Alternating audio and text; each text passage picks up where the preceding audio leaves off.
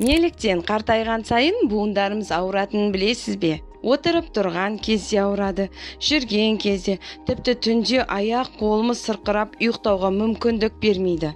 Бұның барлығы жасымыз ұлғайған сайын біздің ағзамыздағы гиалурон қышқылының бөлінуі азаяды.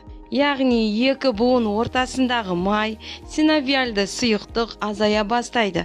Сол себепті біз оны ағзамызда толтырмайынша буындарымыз жұмыс істемейді. Және оларға ешқандай жақпа май, электрофорез, тіпті буындарға инъекцияларда көмектеспейді. Ал біз енді не істейміз? Мен сіздерге керемет өнім ұсынбақшымын.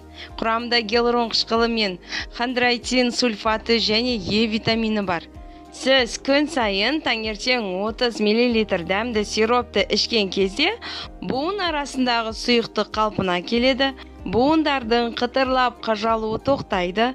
Сонымен қатар, осы өнімдегі хондроитин бұзылған шемірсек пластинасын қалпына келтіреді. 3-4 айда сіз бірінші, екінші, тіпті үшінші дәрежелі артрит, артроз, грыжа, бүкіл буын ауруларынан айығатын боласыз. Толығырақ білгіңіз келіп отыр, иә? Маған жазыңыз. 8705-682-45-44. Деніңіз сау болсын.